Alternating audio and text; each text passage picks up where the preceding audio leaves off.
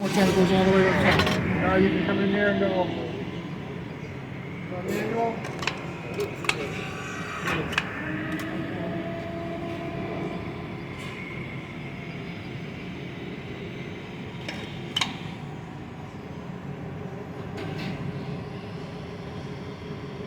Where it stops and goes down, that's the dwell, the speed.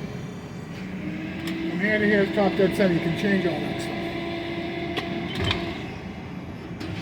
Right now it's got one bend program going on, so from page 1 to page 2 to page 3, you change all those factors. Okay. The length of the bend, the angle of the bend, the dimension of the bend. Okay. Okay? So for instance, let's say this is the first bend on the pot. You bend it. Now once this starts going up, if the next bend was 3 inches, it would already be moving out to 3 inches. Right. You make your next bend, whatever the dimension is or angle, we do it. And then your next bend comes back into 1 inch, goes out further. Yep, the back edge. How many pages can we actually do? I've done 7. I've done 9. Yeah, I think you can do. Oh, for steps in the back edge. Right. Yeah. There's some parts. Or that repositions on the back edge. Keep going back into the To the control. Yeah, it's programmable. like a lot of times you have a part that's pretty symmetrical on both sides. Okay. But you don't want to have to keep spinning the part. So you go 1 inch, 2 inch, 6 inch, then spin it around, go 1 inch, 2 inch, 6 inch. 6 inch. So you do it with cycles of 1. So Okay. if you had, say, 1 inch, 2 inch, 3 inch, how do I explain this? half one. And then you want to go to the next bend, you can do that, and just do the other side that way.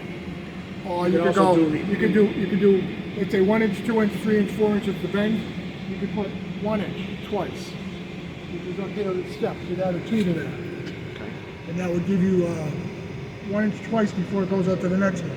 And then it would be 3 inches twice before you go out to the next one, and then maybe 4 inches twice before. That means you'd have to keep spinning the pot. Yeah, right. So right. for something big, you would go 1, 3, say 6 for a bend. Yeah. You spin it around, go 1, 3, 6, and the pot would be done. Okay. Otherwise, you could go 1, spin it, do 1 again, then it would go out to the 3 inch mark, bend it, spin it, bend it again, then it would go out to the 6 inch mark, and then you'd be done. But some parts it's just not advantageous to spin them. You just bend one side, spin around, bend the other side. Yeah. But anybody that runs a press brake doesn't know all this. Yeah. So it's just the tricky part on this, the whole system is putting in the tool. If you're going to put in the tool libraries. If you're it's going to put a new tool in. Yeah. You have to draw it up and give it the right dimensions. And even then, for some reason, it's not always dead nuts. Yeah. You make your adjustments in that page. Yeah. You like say it's the height section 3.75, and it's not coming down. You tell it's 3.76. Okay. It'll come down just enough more to give you that 90-degree bend. But that's when you're running a press brake. Yeah. It's a black art. It's not an absolute science. You have to know when to say, for instance, you get a long bend. Yeah. You're not getting 90 degrees all the way. There's 2 ways to correct that. You can hit it harder, you can shim it, or you can walk it. Walk it. I mean, it takes all the. Because sometimes it comes out like that. This machine doesn't have auto priming. Some machines have auto priming. Right. It takes that middle and takes the crown, so it all comes out. So good. it's accounting for deflection in those cases and Correct. other stuff like that. Typically Yeah. only on the long pieces. Exactly. Yeah. Anything under 70 inches. The other thing about this machine is you can only change one cylinder. Is it number 1 or number 2? I think that's the only one that moves. For tilting? Yeah. So this one you can either bring that one down or up. This one stays the same. Yeah. I know there's a 15-degree tilt. If this Yeah. one's hitting too hard, you got to raise this thing up Yeah. and tell that one to tilt down. Okay. Because a lot of machines you can do both. Yeah. This one you can only do one. Single cylinder tilt. Yeah. Yeah, like one side will be over, one side will be right on. Yeah. So you got to now lift that side up to make them both And, right on. and I don't know if you saw the back gauge of it. Did you look at that? I did, That's yeah. been modified. I modified that to do more precision work. These fingers come off of the HACO machine that we used to have. Yeah. You can see it better in the back if you want to. Yeah.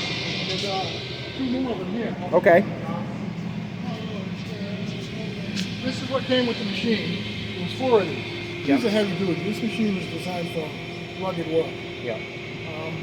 But these wouldn't give us the precision we needed For the the smaller adjustment parts. to do any parts, plus or minus 5 or 10,000, because there's no adjustment to it. Yeah. Once this thing's set, you run it forever.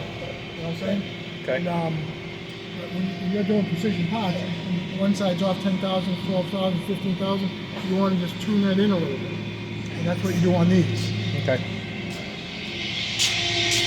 So this is up and down, brings this up and down. This stays stationary. Okay. It doesn't go up and down. But the finger itself will go up and down, and they slide left and right. We took their finger, which is this thing here, incorporated an angle onto it so we can mount this. This thing screwed on here, tight down, and this is the adjustment in and out. Okay. This finger flips, those don't. You have to turn them physically. Okay? And that way there, you can do Nice. more. This has to come in closer, leave it like this, and until further you put it like this. Okay. And this adjustment comes in and out. And these can come right off because the screw comes off. Perfect. So there was 4 of them. We modified 2 to work better for us. Okay. Okay? Yeah. Yeah, that's pretty clean. I like what you did, Pete.